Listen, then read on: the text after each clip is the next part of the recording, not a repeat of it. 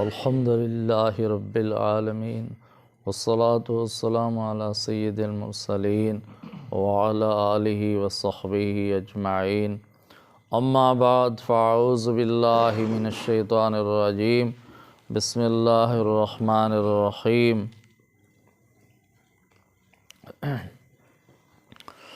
وَلَقَدْ مَكَّنَّاهُمْ فِي مَاءٍ مَكَّنَّاكُمْ فِيهِ وَجَعَلْنَا لَهُمْ سَمْعًا وَأَبْصَارًا وَأَفْئِدَةً فَمَا أَغْنَى عَنْهُمْ سَمْعُهُمْ وَلَا أَبْصَارُهُمْ وَلَا أَفْئِدَتُهُمْ مِنْ شَيْءٍ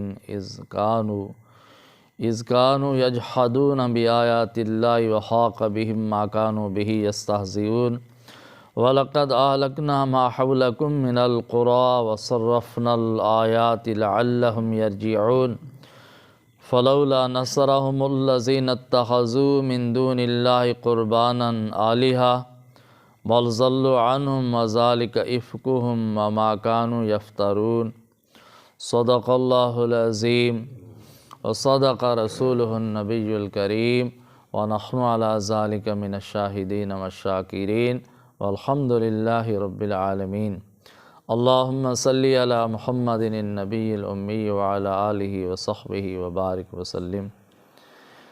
محترم بزرگوں اور دوستو عزیز بھائیو، الحمدللہ میں نے آپ حضرات کے سامنے سورۃ احقاف کی چند آیات کریمہ تلاوت کی ہیں۔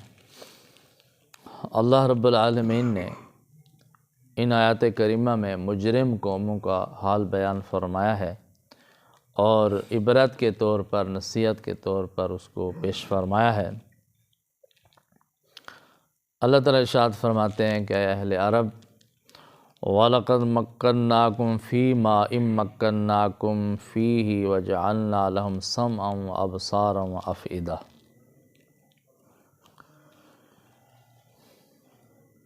کہ جن لوگوں کا تذکرہ گزرا ہے، ان لوگوں کو جو طاقت، جو قدرت ہم نے دی تھی، وہ طاقت آپ لوگوں کو نہیں دی۔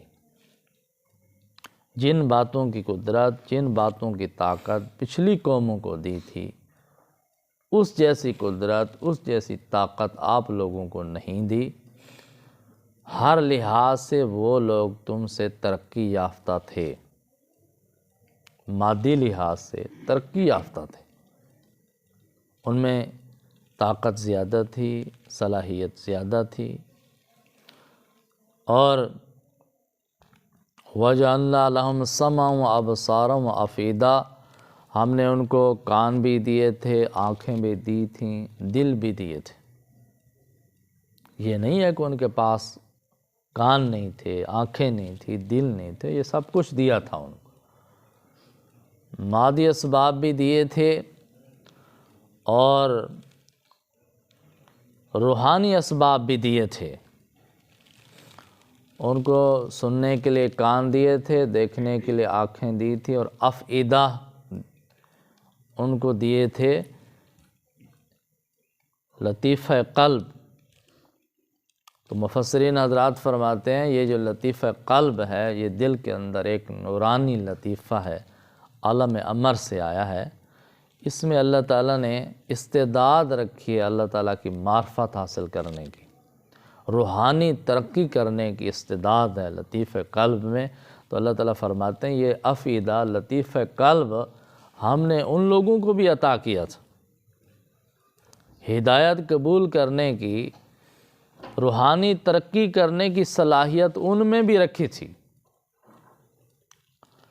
لیکن فَمَا أَغْنَىٰ عَنْهُمْ سَمْعُهُمْ وَلَا أَبْصَارُهُمْ وَلَا أَفْئِدَتُهُمْ مِنْ شَيْءٍ،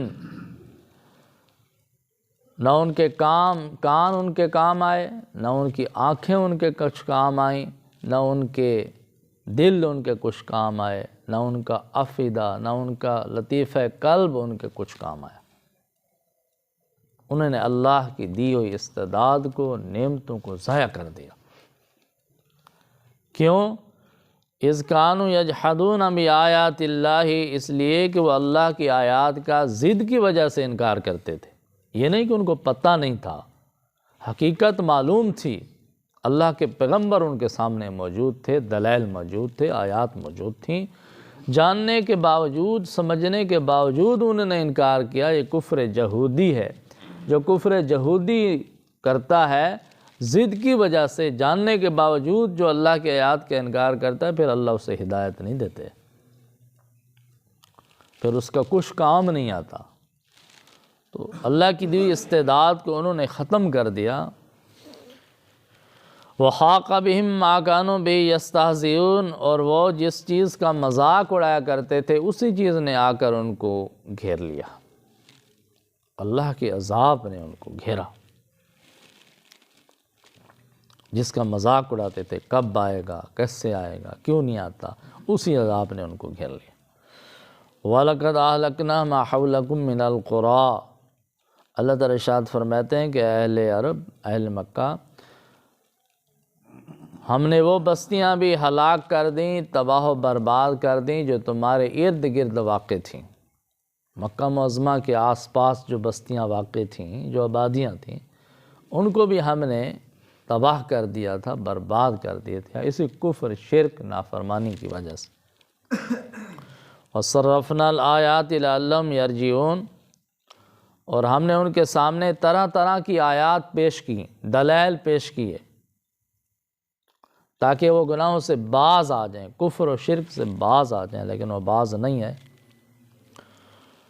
فَلَوْلَا نَصَرَهُمُ الَّذِينَ اتَّخَذُوا مِن دُونِ اللَّهِ قُرْبَانًا آلِهَةً، تو اللہ تعالیٰ ارشاد فرماتے ہیں کہ اللہ کا قرب حاصل کرنے کے لیے انہوں نے جو اللہ کے علاوہ معبود بنے ہوئے تھے، پھر انہوں نے ان کی مدد کیوں نہیں کی؟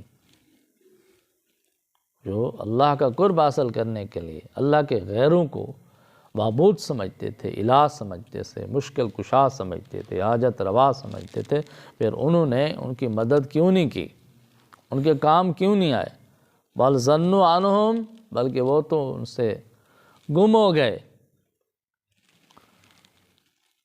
وَذَلِكَ إِفْكُهُمْ وَمَا كَانُوا يَفْتَرُونَ، اللہ تعالیٰ ارشاد فرماتے ہیں یہ ان کا سراسر جھوٹ تھا اور بہت بڑا بہتان تھا جو انہوں نے خود گھڑا ہوا تھا، یہ شرک، اس کی کوئی حقیقت نہیں تھی۔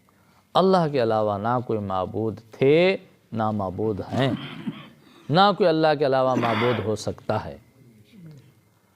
تو یہ ان کے ایک دھوکہ تھا، شیطانی دھوکہ تھا، انہوں نے ایک جھوٹ باندھا ہوا تھا، انہوں نے افتراء کیا ہوا تھا، ایک بات کو اپنی طرف سے گھڑا ہوا تھا، اس لیے ان کو کوئی بچانے والا نہیں تھا، کوئی مدد کرنے والا نہیں تھا، ان کو اللہ کے عذاب سے، اللہ کی پکڑ سے کوئی بچا نہیں سکا۔ تو اللہ تعالیٰ نے یہ واقعات بیان فرما کر اس امت کو بھی تنبیہ فرما دی کہ دیکھو پچھلی قومیں آپ سے زیادہ ترقی یافتہ تھیں، آپ مادی طور پر جتنی بھی ترقی کر لیں، ہوائی جہاز بنا لیں، ایٹم بنا لیں اور مزید اس سے ترقی کر لیں، لیکن یہ مادی ترقی کے باوجود جب تک ایمان نہیں قبول کریں گے، اسلام نہیں قبول کریں گے، اللہ تعالیٰ کی فرما برداری نہیں اختیار کریں گے، اتنے تک کامیاب نہیں ہو سکتے، ورنہ مادی ترقی کے باوجود تباہ ہو جائیں گے، برباد ہو جائیں گے۔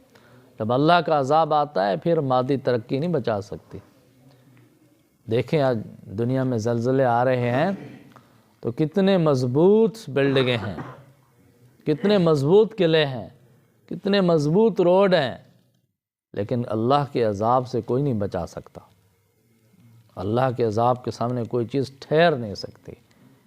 یہ جہاز بھی موجود تھے اور ٹیکنالوجی موجود تھی، کیوں تباہ ہو گئے لوگ؟